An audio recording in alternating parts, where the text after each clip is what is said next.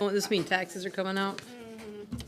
My taxes are sitting in Philadelphia. Mics are on. It's 6 o'clock p.m. I'm calling the Ross Township Board meeting to order at 6 o'clock p.m., June 17th, 2025. All rise for the Pledge of Allegiance. Oh!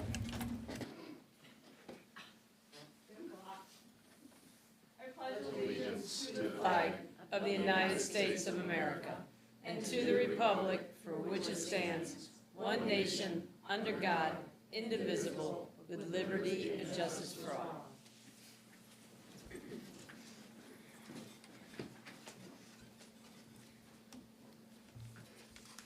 Clerk, you may proceed with the attendance. Christine Hutchinson. Christina Hutchings is Christina here. Hutchinson. Harry Stage here. Amanda Wiersma. Here. Diana Langshaw. Here. Michael Beeks. Here. Lynn Harmon. Here. Todd White. Here. Rob Thal is present.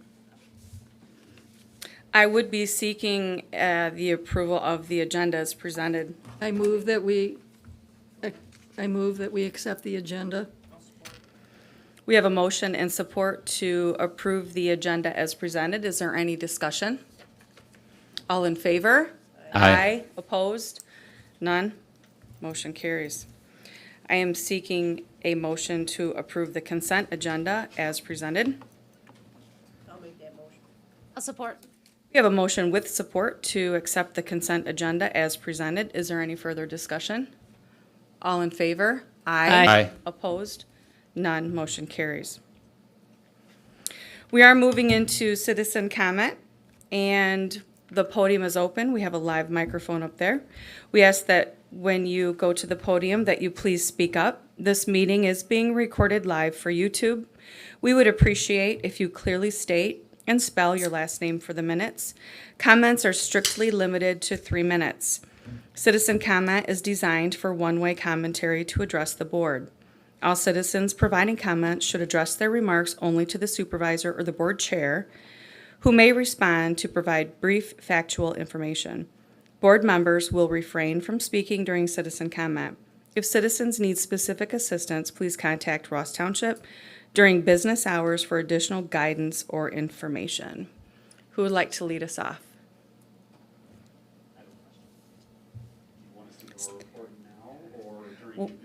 Whatever works for you. We know we are not your only client. Would you like to step up? And I'm not going to hold you to the 3 minutes because you are a committee report, but you are welcome to stand and present your information. And if you'd like to go to another township board meeting, you are free and clear to go do that. All right. Whatever works for your schedule. Sure, you may lead us off. Thank you. Making sure the mic is this good? You got it. Okay. Brian Walls, Vice President of Life Care Ambulance. So, good evening. Thank you for having me here. I have some reporting to show. There's copies over here for anyone that would like it as well. Apologies, I wasn't able to email it to you. I was able to get approval on the data points from our previous meeting, which is a great conversation. So thank you for having us for that regarding the ambulance contract. Our CEO, Ron Slagle, did approve the metrics that we discussed, so I will have those to you tomorrow for your board to review. So in front of you in copies here, I'm going to refer to the first one that says Ross Township Report, May 2025. This is for the month of May. So on here, the first section here for responses, it shows Party 1 responses. We had 12. We transported 12, 0 cancellations. We had no transports that required red lights and sirens. And our average response time for Party 1 calls was 13 minutes and 52 seconds. Party 3, which is a non-emergent response, we had 25 calls, transported 15 of those. We had 10 cancels, no transports that required red lights and sirens, and we had an average response time of 11 minutes and 25 seconds. Mutual aid for Ross Township, we received 2 calls where we were unable to respond, and Life EMS assisted us. And we were also, we helped Life EMS with 4 calls in their areas for mutual aid. Destinations, we have 3 primary hospitals that we go to: Borges, Bronson, Kalamazoo, and Bronson, Battle Creek. On here, it'll show you the total calls that we take residents of Ross Township. So the majority of our patients go to Bronson, Kalamazoo for the month of May.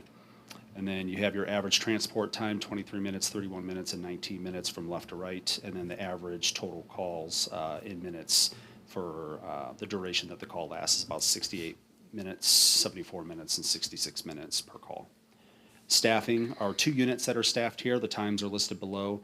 3911, 94% staffing for the month of May, and 94% staffing for 3912. 3911 is the day car, and 3912 is the evening car. Car, evening? Did you? Evening. Evening car, Yep, yeah. the times are listed there too, so you can see when the start times are. On the back side of that page, we have clinical metrics.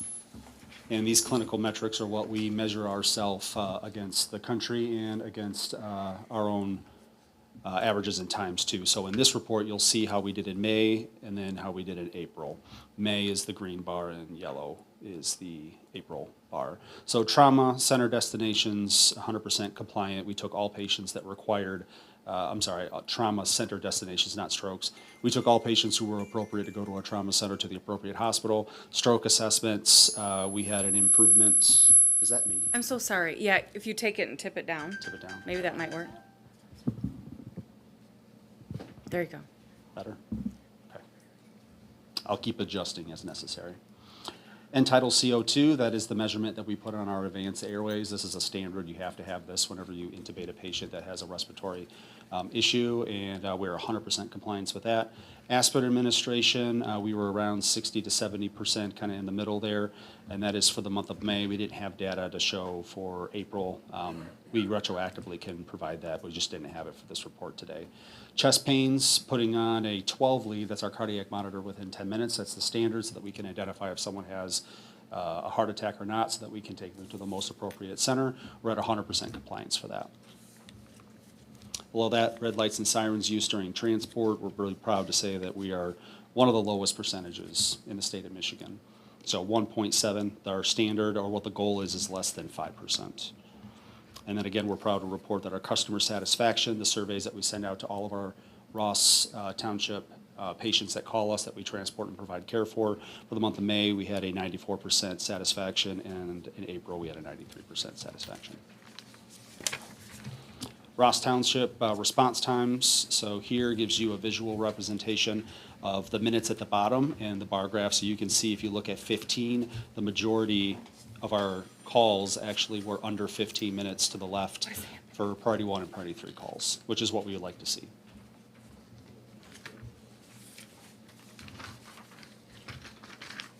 Actually, that's the one they don't have a copy of, is that correct? That's right, that was the Yep. first quarter that we gave them in April. Okay, so we gave you a copy of this. This one you don't have a copy of. Oh, But- okay. Yep, so sorry about that. So 15 minutes, you can see the majority of the bar graph shows that they're under 15 minutes. We will have outliers, and they're represented here in minutes. Okay. So we're already in possession of Yes. that? Yep. Okay, That was the last quarter report. okay. And then the copy that you do have, this is an example, and this is what we're working with you on for your approval, but this is just an example right now of a Ross Township communication report. So this is what we would like to share with the community and the board as an example of some of the reported issues, even process changes, kudos, anything that we can communicate back and forth that we had a success in an issue that was reported and a process was created to mitigate those issues. So on here, so far since April, when we started some serious discussions about some things that needed to be worked on, reported 10 issues. Currently, we have 3 that are pending, 7 were resolved. All of them were substantiated for processes to improve, and then the examples are listed there. So we have month reported, what type, supplies, customer service, patient care, response issue, what the status is, when it was resolved, and then some details. Currently, we have 3 pending, and it is Life Care to set monthly dates with Ross Township Fire Department going forward, Life Care to set 1 to 2 dates for mutual training with Ross Fire Department, and then Ross Fire Department wants us to provide some airway iGel training, which will coincide with the training dates.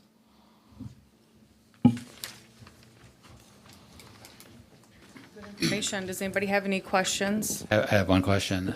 This report you're giving me, this is an example of what we're going to capture in the draft agreement, and then it'll come monthly with everything being added to it, so it'll be cumulative. Yep. That's exactly what I thought. Thank you. Okay. Is that what you were looking for, essentially? Good. It's almost perfect. Okay.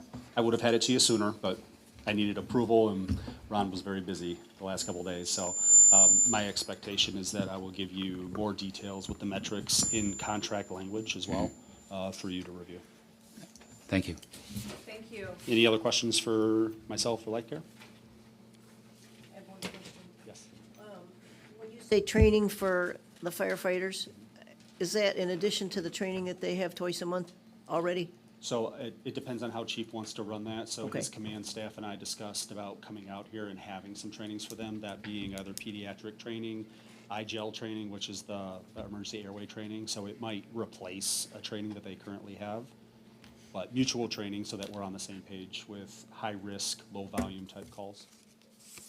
And then did you want us to give an update on the dispatching glitch issue communication? I was going to ask that of Lori. Yeah. Yeah. Thank you. Thank you for offering that. Good evening, Lori Phillips, Life Care Ambulance, and thank you for having us. So, many of you may be aware that there was a glitch, it was about a week and a half now? Yeah. I don't have the date memorized. Where Kalamazoo 911 tried calling Life Care, the phone didn't go through. So we did not get the call, and they gave it to Life to respond. We had an ambulance sitting here. They noticed that the fire department was coming, showing up to go on the call. Then they got the call to go. They responded to the call in Augusta. They had a 4-minute response time, and we took the call.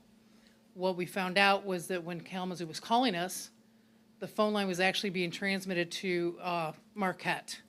It was being routed to Marquette. They got a hold of their digital phone system, and it was found that the fiber system, there was a glitch in the fiber system. So the call was routed incorrectly. But the backup did work. They did contact Life. Life was set until they could get a hold of us. Then we went. So, I mean, the process did work. The backup did work. But we are working with them now to modify how they send the phone calls over. So it'll be, and I don't understand this 100%, but so that we'll have a similar phone line receiving that is sending, so that the glitch is most likely not to occur again. So they're doing some work on that. But as of right now, we have not had any further issues. But it was found to actually be an individual issue, not a center issue. So that worked out well. Good. And I know there was a comment earlier that that same thing may have happened a week and a half prior. Was that ever confirmed or not? It was not confirmed. I don't know for sure if that happened or not. We're assuming, but we don't know for sure. Thank you, Lori. Thank you. Any other questions for our Life Care individuals before we proceed? Okay, moving on for public comment. Anybody else like to step forward?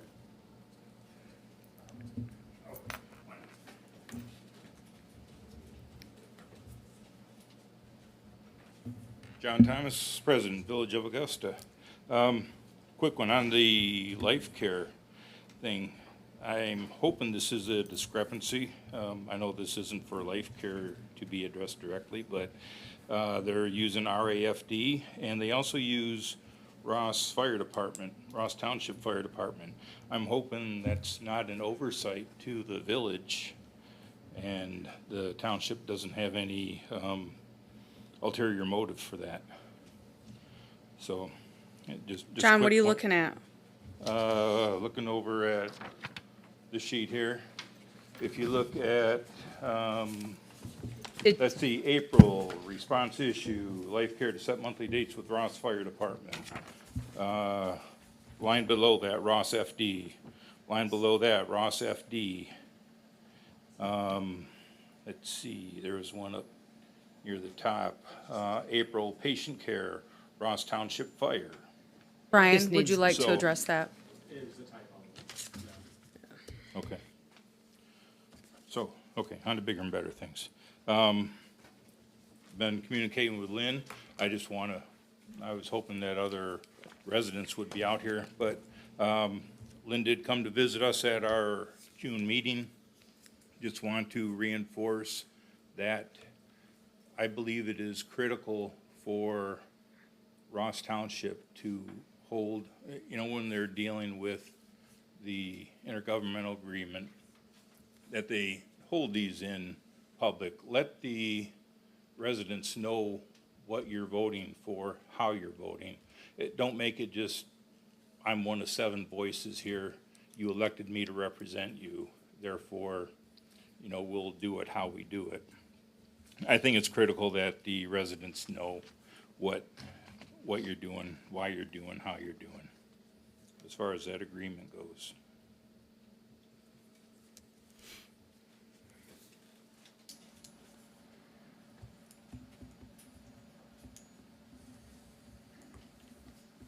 Thank you, John.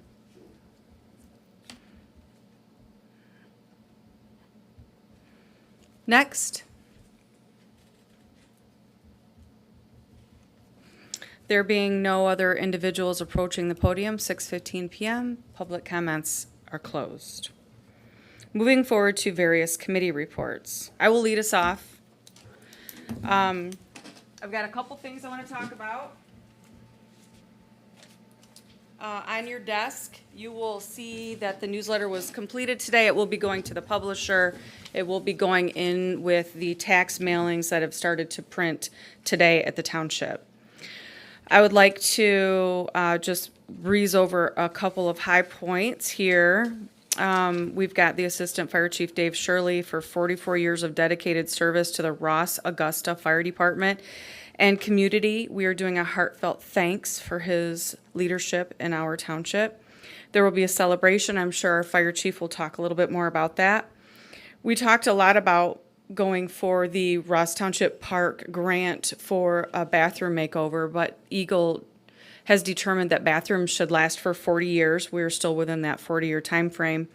We do have a Ross Township resident, Timothy Shank, donated gently used fiberglass and mildew-resistant restroom partitions from his restaurant transition for future use at Ross Township Parks restrooms. And they're gray, they're fantastic, they're not rusty. They are here on our campus. I'm just waiting to recruit individuals that could help install those out at Ross Township Park.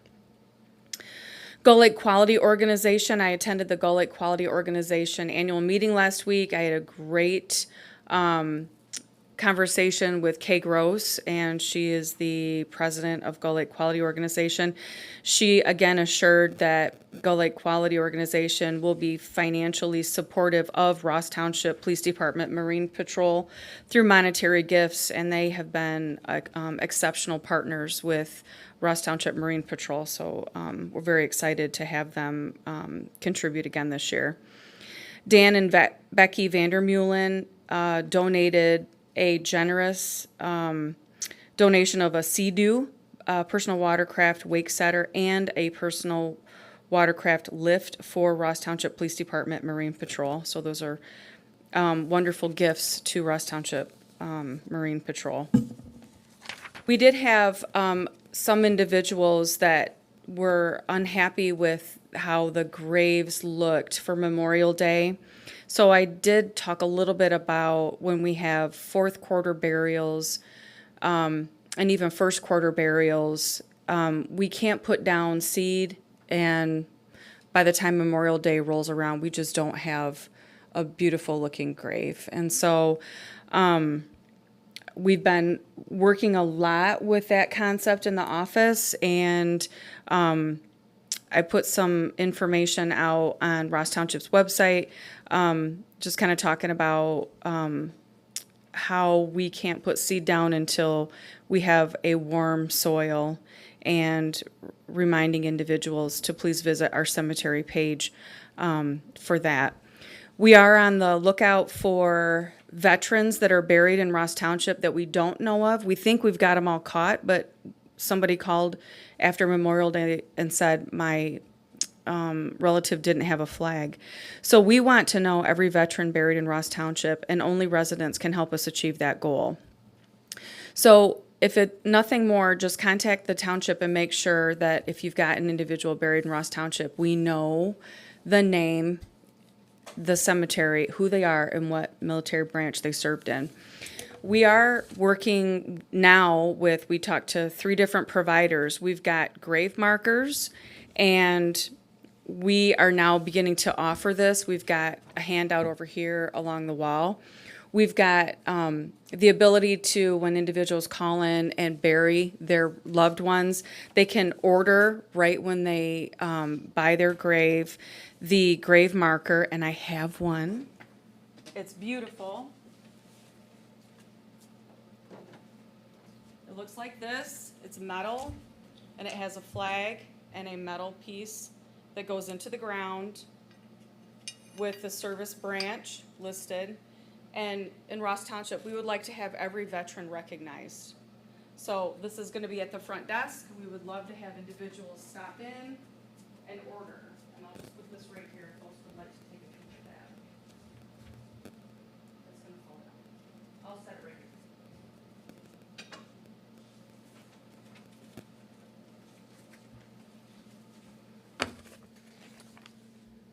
And that is the end of the supervisor's update. Who would like to go next for committee reports? I have just a brief fire board report. The fire board met June 12th, 2025. We established a purchasing policy, and it was approved. And the fire board and the fire command staff will be working on a 5 to 10-year long-range capital improvement and operational plans. Committees are in the process of being appointed. Meetings will be held monthly on the second Thursday of the month to move this forward, with work being completed on these plans in the next 6 months to a year. There will be a retirement event for David Shirley, and I won't read the rest of that because you just had it, you'll get it in your newsletter. And the Firefighters Association is holding a car show in Augusta on August 16th, and that's our report. Thank you. Next committee report. I have just something that I want to bring to the board's attention. I know this will be brought to your attention when we start going through our budget talks for next year, but the state is reviewing all voting machines, and over the next year, they will be having us go to Lansing to try out the different machines, and then the state will choose what kind of voting machines that they will be using, and we will have to purchase new equipment. They're telling us right now that you should at least plan $5,000 to $6,000 for each one of your precincts. So we could potentially be looking at $22,000 in new election equipment that we will have to buy in the next year. And so what calendar year would that be for us? The 25, 26? Yes. Current machines we have any value? Not after the state decides to move forward with new machines. When are they making the decision? They'll be going through the process this year. So we probably won't know anything until November of 2025. So I wanted to bring that to the board's attention because it's a big outlay of money. Do we have any updates on the early voting? Have all the big players stayed in, or have any of the big players dropped out? The only biggest player that dropped out was probably Cooper. And then we had some smaller townships drop out and band together to move forward on their own. But, the big players like the city of Kalamazoo, Kalamazoo County, Portage, our Ashtimo are in. Our costs will rise because of the other ones leaving, but not as much as if we had to do it on our own and had to, pay for 9 days of voting, et cetera, so forth. So I think right now, I think we're still good in the agreement as long as no one else leaves, because, the clerks have to take it to their boards and their boards make that decision. Aren't we all locked in though right now? No, because the agreement has to be redone, and there'll be a new agreement that'll be coming out, which we will obviously bring to the board. Rob will review it, and then we will probably have to sign that. I think they're thinking sometime in September or October, and that will be for 26, 27.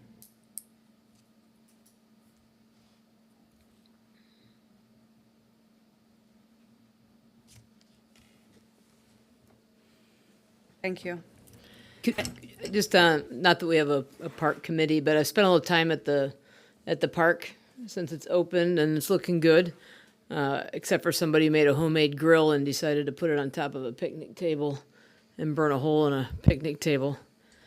But the question, and maybe for Amanda, what is our ability in the future to be able to accept credit card payments or use a program like Square or something that, because as it gets harder and harder, not harder, but as people choose not to carry cash, is that an option at some point down the road? It certainly is an option. I think at this point, we didn't have anything because we would be relying on the individual park workers' technology.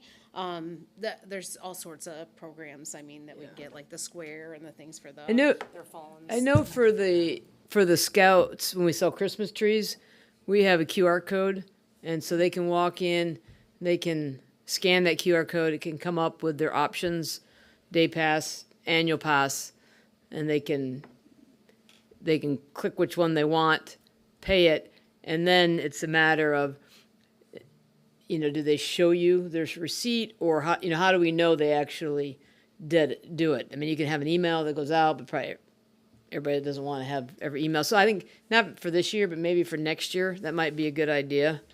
Yeah, agreed. And then my other thing, I just got done with the scout troop doing our annual flag retirement. And obviously we need to do a better job of communicating that we're doing it. We do it in the Richland Village Square. This is our third year doing it. The last 2 years we did it on Flag Day. But we're going forward, we're gonna do it on the Monday. Next year will be on the 15th, which will be the Monday right after, because that's when our troop. So one of our scout leaders is building a special box to accept flag donations. And so one was done for Richland Township. There's one in the process for Ross Township that could sit here. And if the Village of Augusta would like one, we could have one made also for the Village of Augusta to put at, whether it's at the fire department or whatever would be appropriate for it. So, just wanted to FYI on that. Exciting, thank you. You got a whole stack out there for you. Thank you. Anybody else for committee updates? Moving forward to old business. Michael Beeks. I'll talk about the Planning Commission work on decks, patios, and altering grades on lakefront properties. We are going to public hearing on Monday, the 23rd. So I think it's next Monday. It's been posted in the paper, and I gave everybody the rendition of all the changes. We're looking at 5 new definitions and 2 additions to the 17.3, which is lakefront properties. So I think that we are going to be able to move through public comment, take into consideration any feedback that we get, and have a copy come to the board for approval July at the soonest, and it could be as early or as late as August. But I think we're going to be making our deadline of September anyways. Thank you.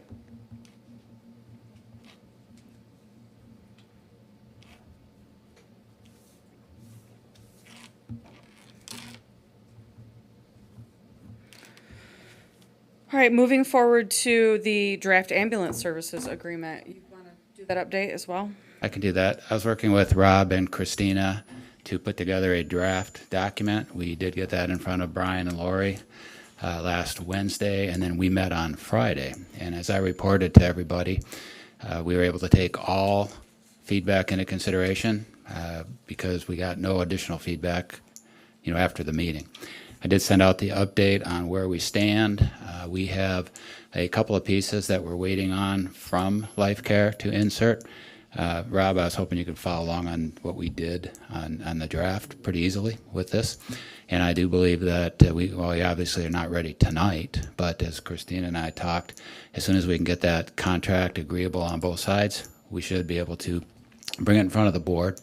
The target is August 1st. But if it does take a special meeting, board meeting to do that, we can do it, or we can look at it in our July meeting, but we'd only have a week before. So we may want to consider doing it earlier in case there's something that somebody wants to address, that we would have time to change it and then come back and reapprove it.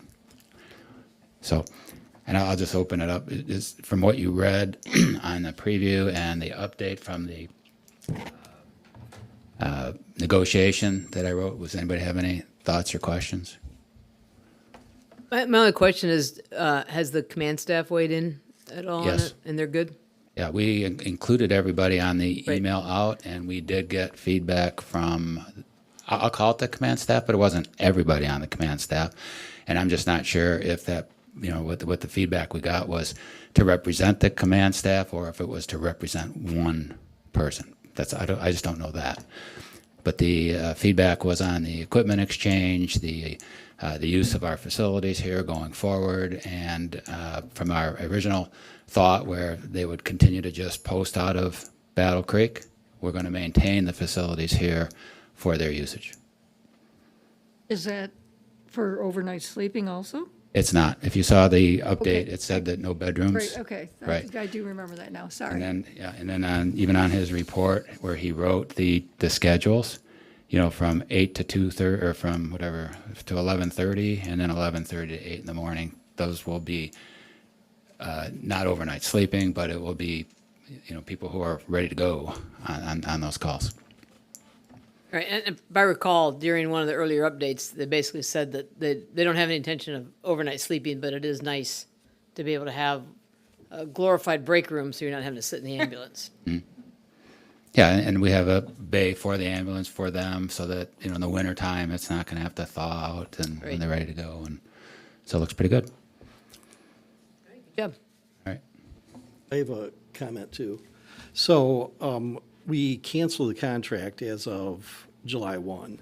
So I think what we need to have a motion to allow the contract to continue for another month or two while we negotiate the contract. So if you can give us that, give me that authority, give us that authority, then, just have just a very, interim agreement that would just continue on for the next month or two. Okay, and it was part of the discussion that we had in our negotiation was we don't want you to leave us high and dry, between July 1 and whatever. So I think that Life Care is certainly on board. So I'll make the motion that we continue the current contract until we have a new one-year agreement in place and approved. I'll support. Okay. Motion and support to continue with the services with Life Care Ambulance until the new agreement is in place August 1st. Is there any further discussion? I don't know if you want to say August 1st, just in case it's not August. My motion was until we have the new one-year agreement approved by the board. So noted. So motion with support. Any further discussion? All in favor? Aye. Aye. Opposed? None. Motion carries. Thank you. All right. Forward. Moving on to the IGA. So as John Thomas said in his comments, I went to the June 2nd Village Council meeting. And as I'm going to go ahead and read this into the record, just so those that might listen, I sent out a copy. This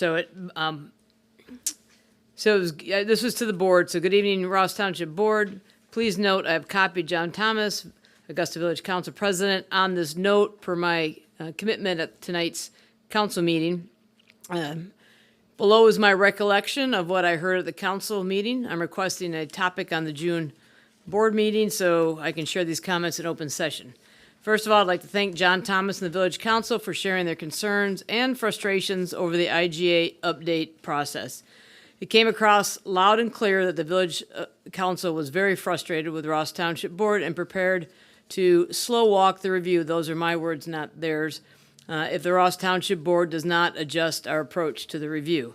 The Village Council felt like we were working a process together, the council and the board, when suddenly the Township Board took a left turn. They feel that the latest draft sent out from Attorney Thaw had edits that may have unknown impacts, and they do not know what drove the changes. The village council is willing to come to the negotiation table if we go back to the October draft and schedule joint council township meetings to walk through the proposed changes and have a discussion on what is driving each change. And then I closed it by asking John Thomas if I misstated or mischaracterized anything, if he could address it during the June meeting. Then Mr. Thomas also sent an update that I have forwarded on to everybody. Would you like that read into it's your letter, so, I think that's what I had alluded to, just in case you didn't cover it. okay. All right. It's covered one way or the other. All right, you want me to read this? You think we're good? Okay. All right, so the detail, this is from John Thomas, the detail which the village council feels should be communicated to the Ross Township Board is the discussion on moving forward with the changes to the IGA from the current 1994 agreement to the new one in whatever form it takes. The combined July meeting, so this is last year, was held in the open for the public to listen in. Ultimately, decision made by the Ross Township Board impacts the Ross Township community as a whole, not just the 7 members of the Ross Township Board. We see this as an agreement between two parties without the direct impact of a financial transaction between the two parties. The Ross Township Board treats this as a contract, in our opinion, where negotiations are kept in closed session. As stated in our meeting, we want the village residents aware of the changes from old to new so they know why we will vote one way or the other. Our decision impacts them as well, not just the council. I would like this communicated to the Ross Township Board when you address them later this month. So that was sent out to everybody. And so my recommendation for us to talk about is an approach where we reach out to the Village of Augusta and see if they're willing to kind of reinstate, go back to where we left off in July. And so we would identify the key negotiating points from each party. So we don't need to necessarily go through the entire agreement, but for example, if we had 3 points that we believe are not in agreement, maybe they come up with 2 or they come up with 4, but we get those listed out so both parties can look at it and say these are what we need to negotiate on. We don't need to negotiate. It's probably that 80-20 rule where it's 20% of the items, maybe that 20% make up 80% of the total impact. And then we would communicate those points to each party so they could then have a discussion, schedule public meetings. An example would be to schedule them, so maybe our first one could be July 15th at 5 o'clock before our main board meeting. And so it would be a case where it'd be an open meeting. We would invite the village council to come, and we would come here. And then August 4th, that at 6 o'clock, because their meetings start at 7, then we could go there for the second one. And then potentially, kind of back and forth based on schedules until we get done. Hopefully, it wouldn't take more than a couple to make it happen. I said if this approach is acceptable, then we want to get those discussion points out. So they've got the next board meeting, and the main reason I skipped over their July meeting was so they could have those discussion points to be able to talk at their council meeting before we started. And then if this is agreed, we need to decide who's going to take the lead in generating the list from our side.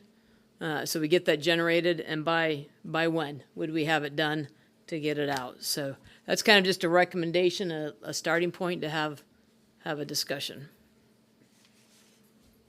Thank you, Lynn. So I'm available both dates. I checked my calendar, both work for me. Aside from dates, do we have any feedback on Lynn's comments? Oh, one is, I know we like to have the meeting like before a regular board meeting. Our last one was the no wake. We thought we'd be done in 40 minutes. We were trying to get into our meeting by, I think it was 6:30, and I say we went till 9 o'clock, right? So I would suggest on something this important with this many people that we don't have a close time like 6 o'clock, making it a 1, because there's a pretty good chance there's going to be some real interesting conversation back and forth that you don't want to just say, hey, we're done today. We have to go into our regular meeting because we have everybody else showing up at that. So that's just my point, because Good one. they don't work. It's a good one. That is true. So should we send some dates to the village and also to our board to see who can make what dates? Because I'm sure people have scheduled vacations and things like that need people to look at. Yeah, so next board meeting is June 7th, or excuse me, July 7th, correct? So if we let them have a time to talk, maybe we could get some dates. We could send some dates so they have it, and they could either say, yeah, this one works, or none of these work, here's what works for us, and hopefully we don't have to have negotiations to figure out dates that work. We could find something. Would you Yes. come up to the podium so we can include your voice on our YouTube? Thank you. Let's see.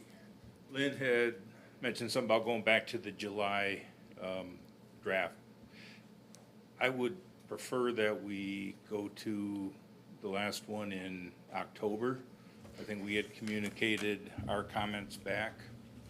So the board here should have, should be comfortable with what draft was sent to us, and then move forward on our updates from that point. The reason being is there were a lot of, I'll say, minor details that came up in July that were still being worked through. There's no sense of revisiting those at all. So that's the primary reason on that. Next thing is prefer that we look at dates other than Tuesdays. I know you're comfortable meeting on Tuesdays. Jeff Hepler does have county meetings on Tuesday. He should be included on our behalf for the village as village manager. So again, get some dates other than Tuesday, preferably for that. So let's do a mix of Monday, Wednesday, Thursday between the two of us, and hopefully we can jive calendars to get all of our teams together. Thursday, we gotta watch, we have fire board meeting on the second Thursday of the month. Yeah. Okay, We'll get some dates together. Okay. You and I can work on that. okay, sounds good. Thank you, John. Sure. And then the next part of my conversation is, do we really feel we need the entire board to be part of that negotiating team? I mean, it seems like a lot of cooks in the kitchen. I think what we do is set it as an open meeting. And based on schedules, not everybody may be able to make it, but that way everybody hears everything. If you're able to make it, if you're not, then we'll treat it as an open meeting. So who at this table can put together the list of what we think are the points of contention so that we can at least look at it prior to, coming into the meeting? Because I'm not, I couldn't list 6 or 7 different points of contention. I can list maybe 4. I don't even recall. So I would to be- right now. suggest, since I did the drafting, what I would do is take the October draft and then bullet point out the differences and a small explanation of those differences, of why they were made. And then, when you have a meeting, it could be productive. You can go over those things, and there's a general idea of why certain provisions were adjusted. Is that a document you can pass on to the village as well? Yes, yeah. It Okay, would be- because that would be a great start, right? We would identify, John says, hey, there's some things that may not be important. You may identify them. He may come back and go, we don't have to worry about that part of it. But if we can get, like I say, our arms around what exactly is that we need to do, right, to have a good agreement. Rob, could you get that in time so they have it for their next meeting? So that way they can have discussion, and if they think anything got left off, we could get it Right. added on the list. Yeah, I should be able to. So we need to move to do that and then publish it to ourselves and the village, or do we just say, hey, Rob, you got the ball on that? Yeah, I think I would just prepare it, send it to your board and the village council. Okay, thank you. Is your attorney involved at all? Yes, we forward what if we go through and mark up anything on the draft, we do. Maybe it'd be a Forward good to our- suggestion if the two attorneys got their heads together as well. Because I think that might be where some of the contention might be. Is your attorney, is it Bob Soltis or, okay.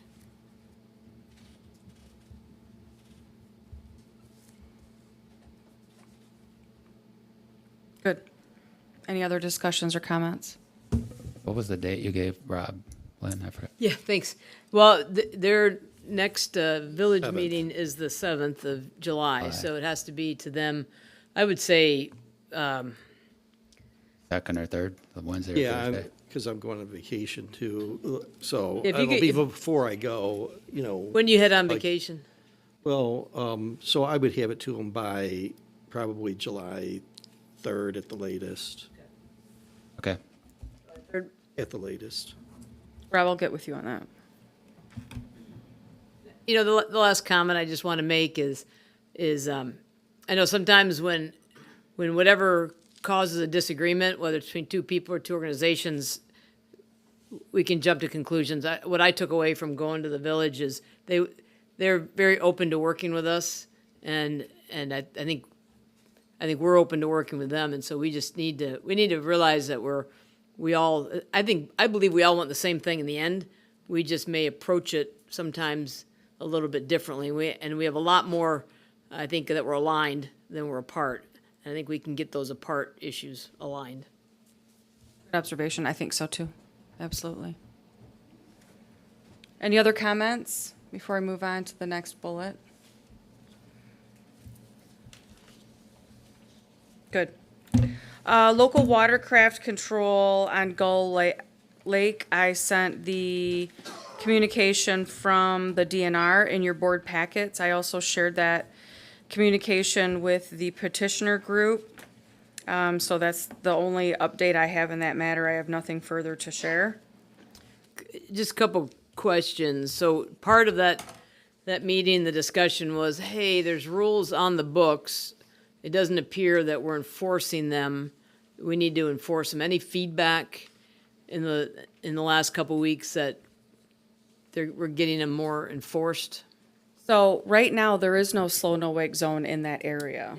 It's the distance from the shore, or the distance from other boats. So there's perceived violations of stuff that's on the books. Okay, so I did chat with Martin about that. He did go out in the boat and notice two things. Because it's been so cold and because Dockmaster had a changeover in staffing, docks were not put in and boats were not put in.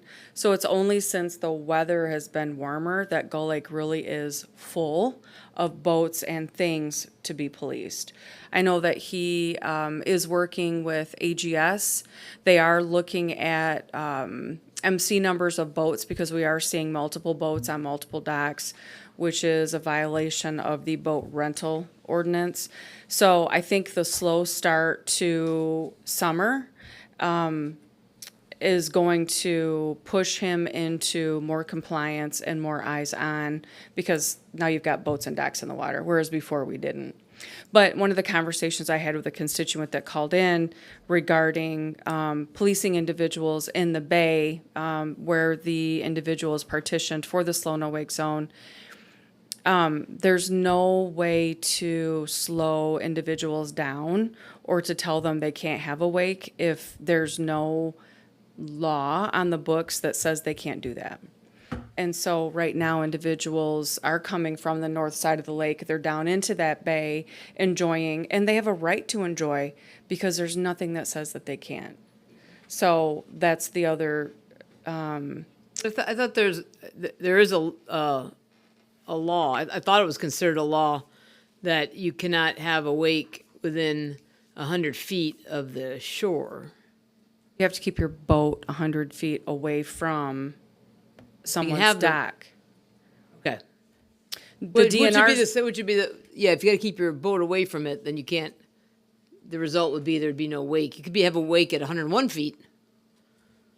So, so there's, and this is a great conversation. Do we want to play sick'em with our police chief going out and pulling people over who are having fun that are not within a no wake rule, right? So it's no wake after 7 p.m. or whatever. Is that the message that we want to send is having our police chief chase people down and telling them that they are causing waves on individual I shoreline. think it would be, if they're buzzing docks, it'd be less about the wake and more about you're buzzing docks and you're in violation of Correct. that law. So I think now that the docks are in, I think that they will have more support. I also know that Martin worked with a resident and he developed make sure I get it right, Marine Patrol tip line. And based on this individual's suggestion, Martin is going to put his phone number out there, and we are still tweaking how that works. But if you are on your dock and you see an individual buzzing your dock, you have the ability to snap a picture of the boat, snap a picture of the MC number on the boat, and send it to the Marine Patrol tip line. And then Martin will have the phone number that the text was sent from as a means of contact, as well as the picture of the MC number and the boat description, because to be perfectly honest, Martin can't be in all 4 townships at the same time. Right. But that is one step forward in getting more individuals involved, and if you see something, say something. So Martin is working on that with another individual in a group that they are representing.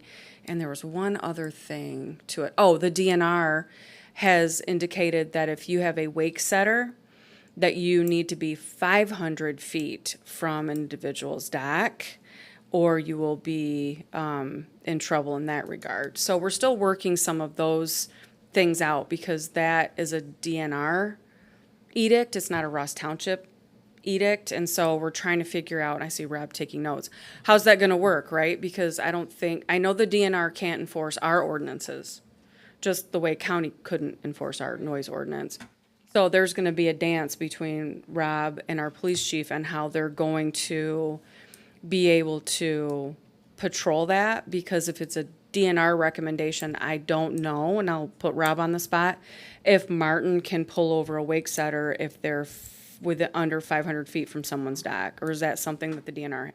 I just don't know what the regulation necessarily falls under. If it's a state law, then he can certainly ticket somebody for that. Under state law, okay. But if it's some kind of regulation of the DNR that only they can enforce, or it's a DNR policy or something, we might not be able to. So it kind of depends on the status of whatever that restriction is.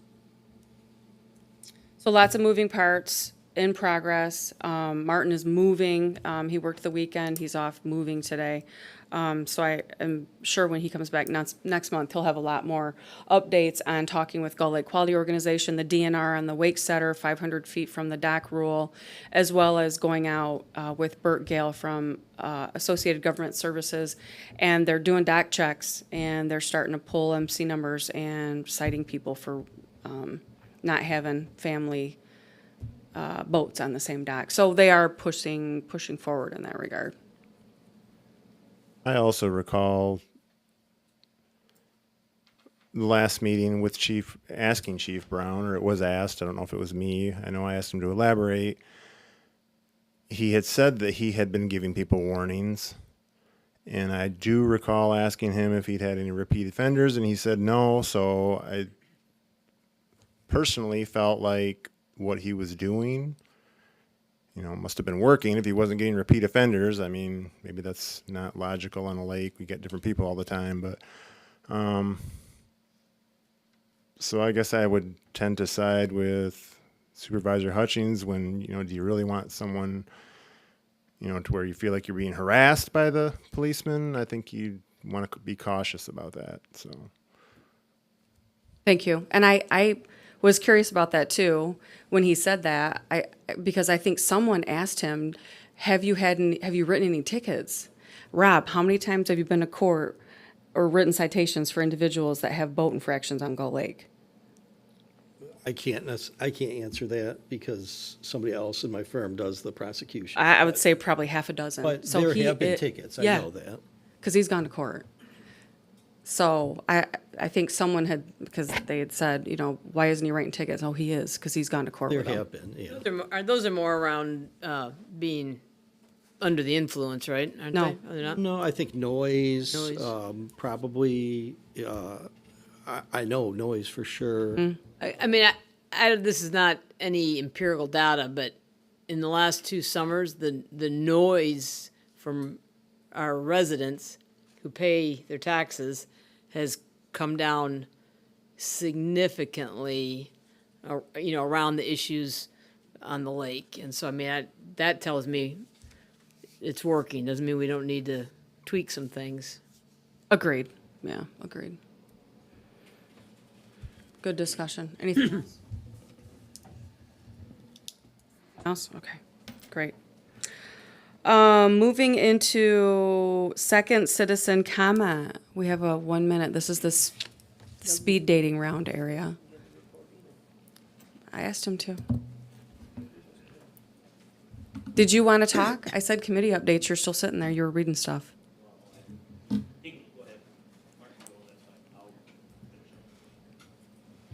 My name is Mark Rogers. I live on Sherman Lake. I would just like to get some feedback on the $286,000 that Director Crum at the Sewer Authority has asked Ross Township to pay. As I recall, Attorney Thal wrote a nice letter, challenged those expenses, and he asked for some information. I'm not aware of any updates, and I believe this happened back in November last year. It's been a long time, and I think the residents on Sherman Lake should be able to get updates every month. Thank you. Thank you, Mark.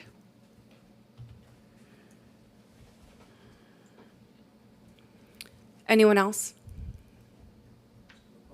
Come over to the podium, please.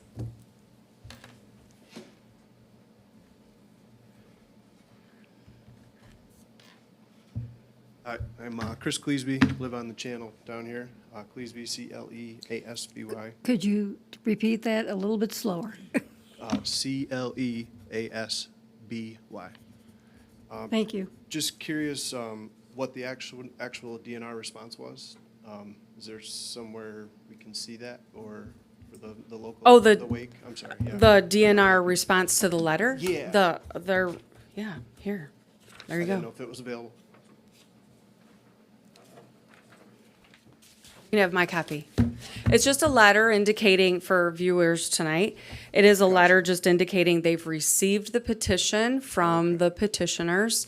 They acknowledged all the information that was sent forward, and as you can see right there, they'll be in touch. They've got to perform an investigation So they independent of what the residents want, and then they will submit their findings back to Ross Township and give us their recommendations on what they think should happen, not necessarily what the petitioners want to have happen. So Gotcha. Right. those will come together, I would expect, outside of the summer months. Oh, okay. And I Not just that used long. up all your time, I'm so sorry. No worries. Just yeah, I didn't know if they had made any determinations or whatever it was. So. Nope, that was their only response, that they received it, and then they will do the investigation, and when I have additional information, it will come out to the board, and you'll see it posted on the agenda. And you can always reach out to the clerk to get information, and the agenda is always posted on our website. Awesome. Thank you very much. Are you signed up to receive email alerts? I think we are. Good. Double check. Yeah, I think we do. Thank you. Thank you very Thank much. you, Mr. Cleasby. Anyone else? I use 15 seconds. Can I use? Sure. So my name is Mark Rogers, and I've been following this surf boats for quite a while. And I know there's organizations that are asking for the 500 feet and the minimum depth of the water has to be 40 foot. I believe that there's a state law in Minnesota. I don't believe there is one in Michigan. So I'm very interested in, a DNR agent told you, Yeah, if you go to the Gull Lake Quality Organization's website, they have a map of Gull Lake, and they have a blurb about what the DNR wants for Gull Lake. So I encourage you to follow up with that resource. and I'm not trying to challenge you, but when you say No, you're what they fine. want, I want to find out what is the law. I don't think there's a Michigan state law. I'm sure DNR would like to do that with every lake in Michigan, but there's been a lot of resistance from the boating organization, so. I only pass along what the DNR tells me to pass along. Okay, so they did tell you it's a law. No, they're telling Gull Lake Quality Organization that it's a recommendation for the lake, and it went out on Gull Lake Quality Organization's website. So that's the information that is being shared outward in the community. Okay, so it's a recommendation, not a law, a recommendation. It's a recommendation. Thank you. Correct. You're welcome. I'm going to look it up right now, Mark. Anybody else like to step forward?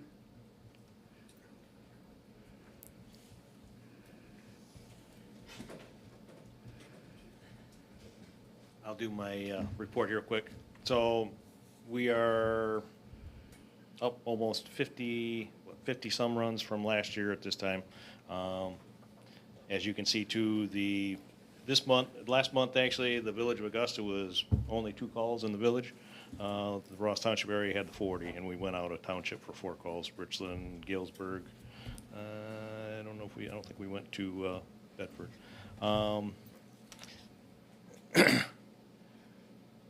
Anybody that, the Talon flights, I don't know if anybody knows about the Talon flight. It's where the veterans get flown to Washington DC for the day.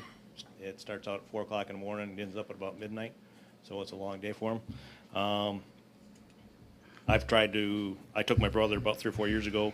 If anybody ever has a chance to participate in it, to do the homecoming at the airport, and then this last time they went to Lowe's, they've had it at the Air Zoo, they've had it at Wing Stadium. It's very gratifying. I mean, so if anybody, and I think they only have one more flight coming up in, I think it's in September. Usually this time of year it's too hot, so they don't do them any during summer. But I've made most of them. There's like 15 or 20 flights now that they've done from Kalamazoo, but I highly recommend. It's very, very gratifying. The veterans actually are more grateful for us being there than when it's supposed to be the other way around. We're supposed to be there to welcome them back home is what it amounts to. So at any rate, if you, I'll try to put it out there. So anybody, I know your dad is part of the service, so I mean it's a very, if you can take them. Like I said, I was a chaperone for my brother, but they're always looking for chaperones. So anybody that wants to, anybody can apply for it. So EMS license for our medical license for the, we turned in the paperwork. I actually got a call back from the state today saying there's a little glitch in it, so we got to go back through that. And so that's due at the end of the month. I will try to, on my run sheets, I'll try to show if Life Care beats us to the call or if we beat them and what kind of time-wise. I'll try to put that in my reports too, just so I think I'd say probably 75% of the calls so far for quite some time now, with them being pretty much up and running most of the time, that probably 3/4 of the time they beat us to the call. And it's kind of like that call that we had the issue that we discussed. They still actually got there basically at the same time we got there. And sometimes that is a dispatch issue, because we have had some different times where what happens is when you call, there's a call taker and then there's a dispatcher. They're not the same people. So between the call taker taking it, sending it to the dispatcher trying to get the information. So, because there's been different times when I've heard there's been like 6 to 7 minutes in between the call taker, and especially if they get busy with different calls, that they're trying to send it to the call taker or to the dispatcher, but trying to get all the information and trying to get that, it's not a perfect world. So they work their butts off, but there's sometimes that there's going to be some glitches. I talked to Sourcewell I looked it up at least, and I'll put it that way. And I did talk to one of our vendors. One truck they use the Sourcewell for, the other style truck they don't. So it's kind of, you have to pick and choose. So not always can you get what you want when you use the Sourcewell. So do you remember what the Sourcewell is? The Sourcewell is through the municipal. Oh, the third-party administrator Right. for, So, and shopping. basically, so going through what Richland had talked about, Jerry sent me a thing. So there's a lot of information that you have to give them that they can give you back, and then you gotta still pick and choose. So it's not as easy as it could be. I mean, but there are some, my understanding is there are some big discounts that can happen. It's just that it takes a lot of time and work to, rather than like telling the fire truck company, okay, we want 1,000 feet of hose and different nozzles. We have to pick if we want an Akron nozzle, if we want, whatever. If we want so you like, smooth bore nozzle, so that Pick it. it's a lot of stuff that you have to go through. So it's not quite as easy as it was made to sound like it was supposed to be. But your microphone. Agreement that you just saw was enacted by the fire board, right? I mean, that's going to take a lot of that out of the equation if you need it out, right? Or put it in if you it's do. going to do so- something worse. We Right. still have to pick the hose and what Right. brand hose we want and the different nozzles and like this. So on a scale of 1 to 10, how close are you to identifying what it is you need on the fire truck? We're probably, I'd say probably 75% probably. Okay. It'd be nice if we could spend a Then little that'd be more a time. 7.5. Well, there's some days, I'm not even Right. sure, no, but I Okay. would say probably 75%. Okay. We've been trying to work on it, but I've been trying to get the DNR grant finished up for this last year and the DNR grant to get applied for I gotta have that turned into Amanda here before the end of the month. All right. So, Thank you. I got hose testing coming up next week, and they're having a retirement party in Bedford for the chief over there. I also did I had a burn complaints on East Gully Drive, so I went over and took pictures. I gotta give that to Matt, so you guys can have it at the township. I sent it to the homeowners address. I tried to put it at the address on the East Gully Drive, but nobody would come to the door, so I didn't want to do that. But I might just. You did all that billing yourself? I didn't do the billing. No, Oh, I okay. just I sent a letter. So I had Mary Carroll type it up. Okay, good. No, it's just So like I've an got it. ordinance enforcement letter. Okay. Yeah, so, and I told them what the violation fines would be. So going forward. So, and I copy of the ordinance too, because they were burning plastic water bottles and a whole bunch of crap. So Thank you. So, at any rate, I've got that. Did I ever give you that one? Okay, I'll give that to you right now. So before I forget my memories. And don't go away yet, Doug. We need you back at the podium. I might have my months wrong, but 3 months ago, this board wasn't exactly sure what to do with the ambulance service. From everything that came up, it was a couple months ago that you and your command staff sat down with Life Care to discuss some of the issues. And I got to tell you, I sat down with them on Friday, and just seeing this report that they gave us today, that out of 10 issues identified, that you already have 7 have been fairly resolved. I just want to say thanks. It sounds like you did identify that there was a serious lack of communication, both sides, as we know we talk about. And you must have upped our game, and they probably upped theirs, and it looks pretty darn good for Ross Township right now.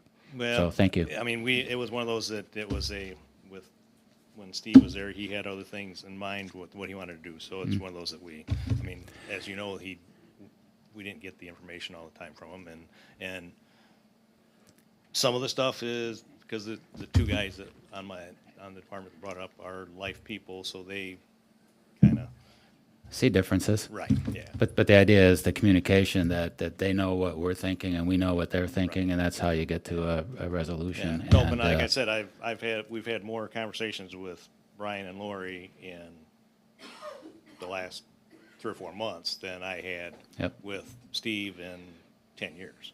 So, I mean, and not that, I mean, it's not, I mean, some of the stuff we should have been bringing up to them quite a while ago and we didn't.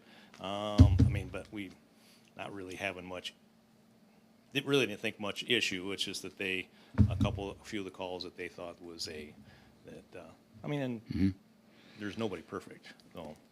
well, the rest of my note is just keep it up because that's great. Nope. Really They've is. done a great job communicating, so I think we're going forward, so. Thank you.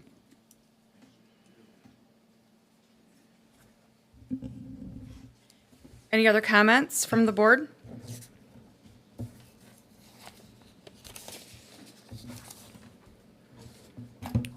Second citizen comment is officially closed. Trustee updates. Who'd like to kick us off? I'll start. So when we had our fire board meeting last week, we decided it would be effective to improve, I guess, processes in the fire department and with the Amanda, fire can you board. put your microphone down? I appreciate you so much. Thank you. To develop some committees, like to make some improvements. So people from the fire department and people from the board could kind of get together and, see what needed doing and do it. So I'm wondering if we shouldn't have some committees here with our board for some township improvement projects like capital improvement plans, things we could look at within the next 5 to 10 years, improvements that we should be making, money we should be setting aside for those improvements. We talked recently about cemetery improvements, things that we want to get done in the park. So I think we should have some committees here too. So if anybody's interested, those are the 3 I think that we possibly need. So maybe we should do something like that. So anybody interested, I guess, shoot me an email, but I was thinking, cemetery, park, and then capital improvements, what we need to be looking at setting aside for, future building needs or, maybe a parking lot in 10 years from now. So it's something that we can have out nice and early, we can start. So besides throwing the idea out, what is the logical first step then? Is it to? So my understanding is this, from all that I've read and all these classes I'm taking, and, governing and whatnot, that it starts with planning commission. So I don't know how that filters in with what you do, but, from what I understand is that, department heads bring ideas to planning commission comes up with plan. So Okay. I know that should be something that's included in our master plan. I know we have an old park plan that's about to need to be redone. So I don't know if it starts with a community survey or what, but I think, those are discussions that we should be having. We're probably getting very close to a review of the master plan, right? I mean, I think it's been 5 years, hasn't it? It has. Or the park plan or master plan? No, for the master plan, because then these pieces can be I included think in that. 22 was our last master plan, and then Okay. park plan is, So planning commissions typically will work on a capital improvement plan, and what happens is, the administration departments will prepare what they think they need for capital improvements for a 5-year capital improvement plan. And so then, those things get put together, then submitted to the planning commission. And then the planning commission will ultimately make a recommendation of a capital improvement plan to the township board. And so if that's not something that has been done, and I don't think it has, it's a good planning tool to use. And it starts with administrative departments, seeing what their needs are gonna be, future capital needs, and then basically sending that down to the planning commission, and the planning commission works on the capital plan. Now, we don't have departments because we're a small town. Well, it's kind of like the treasurer's department, the clerk's department, the supervisor's department, the police department, the fire, all these, so you kind of do have departments. And they prepare then, kind of like when you do your budget, everybody's supposed to submit, the budget to the supervisor. And in this case, you do more of a long-term budget of what your capital needs will be, or what you think they will be. I don't know who manages the cemetery, if that's the clerk's office that manages the cemetery, or. It's me. Yeah. So, whoever, those are kind of, when you talk about departments, that would be like, you figure out what your capital needs are gonna be, and then, try to think of like a 5-6 year plan for those needs. And then they kind of get ranked, they'll go to the planning commission, and normally then you start to rank the capital needs as to what is like a number one need, what's number two, and then, how you would accomplish those goals and in what order you would. But then it ultimately will come back to the board for final approval. I know you mentioned cemetery, park, fire, police. Was there a fifth one? I may have forgotten. Our improvement here for the building. Yeah, building. Any building repairs, Yeah. parking lot in 10 years from now. So from That'd be township assets, really, right? Right. Township assets, okay. fire department, would that be the fire board? I mean, that is kind of the, I think that's separate. Yeah, I think probably we wouldn't be doing capital planning for that. The fire board would do that. But they should, and that's one of the things I think you talked about at the fire board, is doing capital planning. And then, that capital plan, we need to see as a board, and so would the village need to see that, to understand what the capital needs for the fire department will be over a period of time. So then you can properly plan for, for those needs. I think in that particular case, it would be, is it covered under the millage? So is the millage sufficient to Right, that's- handle that? That's what we're working on. Yeah, so I mean, the park falls under Christina, and I mean, I'd be happy to join you, since I spend some time there, and help you update the park plan.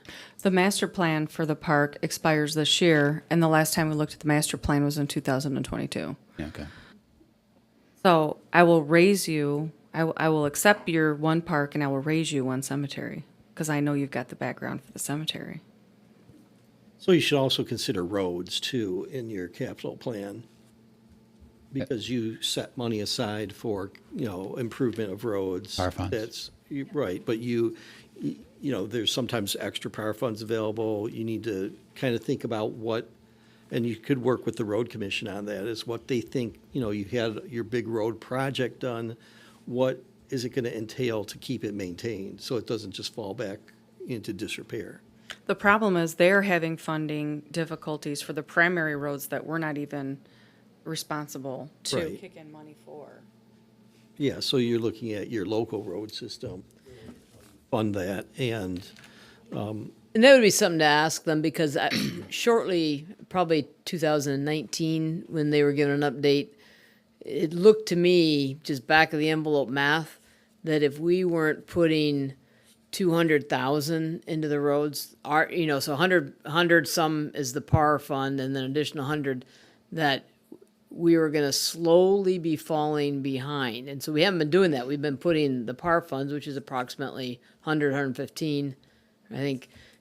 So that would be a good question next time the road commission's here, is what do they believe we need to average on an annual basis to stay even, stay up? I'll ask that question. I think that's about G Avenue too. yeah, I kind of think when they talked about it, it was around, I think, 300,000 a year. Yeah, I was gonna say it's Which almost is 200 half- from us half a and million. 100 on the PAR funds, unless that 300 doesn't I thought it was count would be 150 each, right? Don't we match?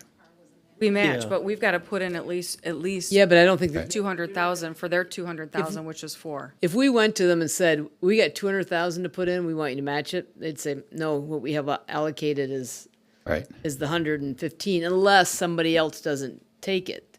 So I don't, that 300, I think that was, 100 from us, 115.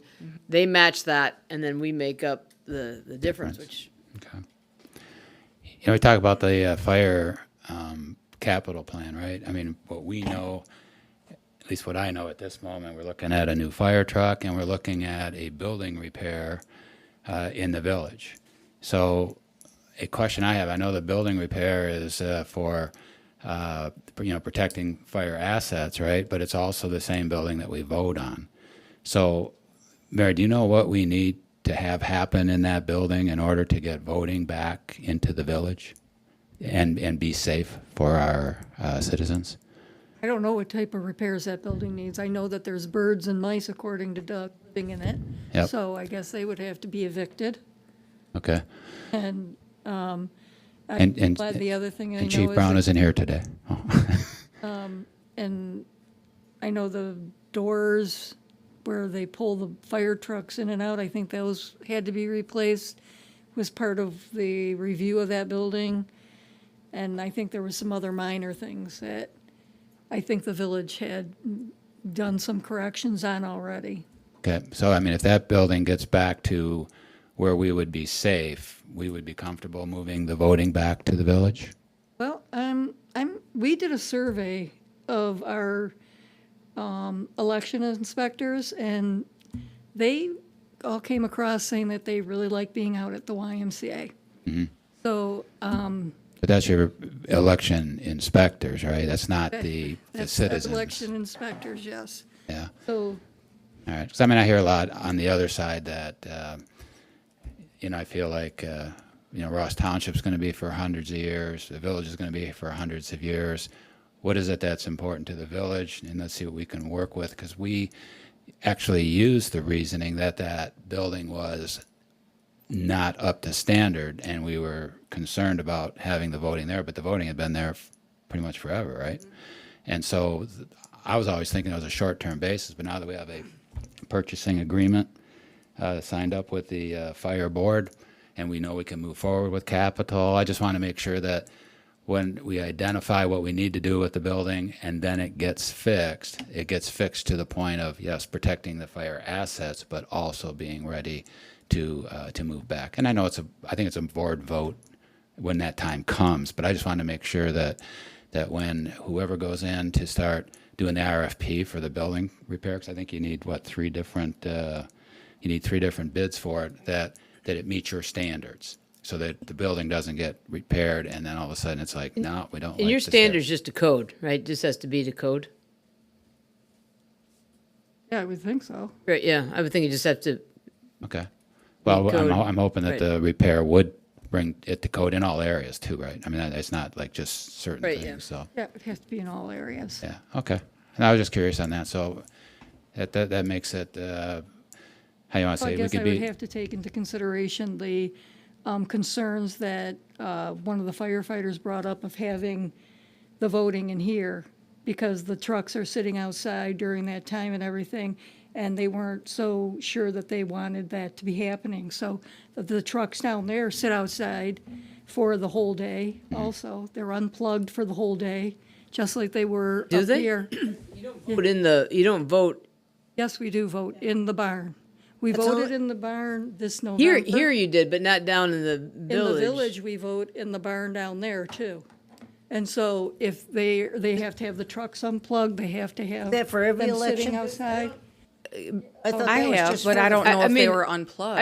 I vote in Augusta, and it was in the room where the village council meets. The room where the village council meets does not meet state law. There's not enough room in that, excuse me, there's not enough room in that space to provide 10 feet of clearance around the tabulator. And that is the law for Michigan, so that people casting their vote, no one could see that vote being cast. And so that's why when we talked about moving it, the suggestion was to the fire barn, because that's where it would jump to on bigger elections. But the fire barn was not in the best of shape. In order to handle that, that's why we looked for other locations, and the YMCA was graciously offered us to have it there, free of charge. I think we have a great opportunity, no elections in '25, to work this out. My 2 cents is we shouldn't be in the fire barn. Our fire trucks need to be there, and we don't want traffic impeding them should they need to go out on a call. But I think this is something we probably ought to put some thought and discussion into. Yeah, and I think we can defer to Doug and his command staff in terms of, for a day, what can you do to even bring trucks up or have plugs? Might be an extra plug in on the side of the building or Bring them in here and park them up here for a day. whatever. I mean, they'd have to tell us that it can be done without putting citizens at danger, right? Right. And as long as it's a cooperative effort, then maybe the barn would be set up for it. I mean, we know it in advance before we put the RFP out. It's not like, hey, we just repaired it and we're still not SOL, but we're out of luck. So Good point. it's a good thing to think about. Okay, thank you. Good discussion. Any other discussion? Next. I just wanted to say I agree with Amanda on her committee reports. I've been attending a lot of the MSU Extension webinars concerning being fiscally ready for your township. They've been really, really good. They've been really stressing a lot of the capital improvement moving forward for your townships. They also have been pushing a lot of having policies in place that can easily be picked up by people working in the office so that everything runs the same, no matter who has to address an issue. So I agree with what she brought up, and I also think that we need to review and put in more policies into place for us here at Ross so that things run smoothly across the board.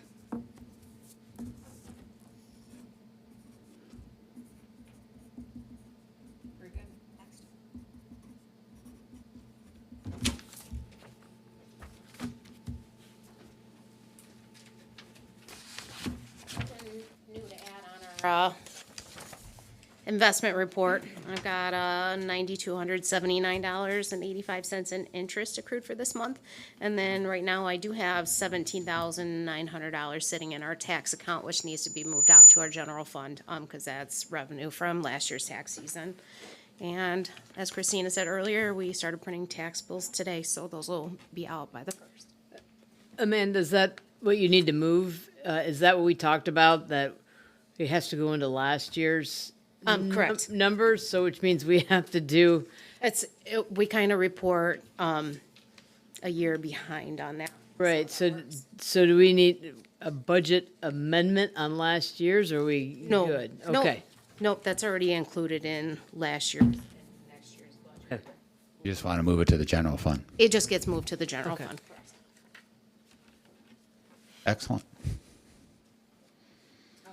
Great job. And if we could, for next month's, it'll be the end of a quarter, so we should put a budget review on Yeah, I the, was just gonna bring that up. on the agenda, and we'll schedule some time here to get it prepped. You need to borrow some money from the ZBA. We're 2 meetings in a row canceled. Yeah. Okay, so that's for July's meeting. Thank you for that. I will make sure that is on the agenda for July. Any other comments before we move out of our public meeting? Our agenda is exhausted. I would be seeking a So moved. I'll support. motion and support. All in favor? Aye. Aye. Opposed? Have a great night. Mark, I printed that for you. Don't go anywhere. Let's finish taking dinner.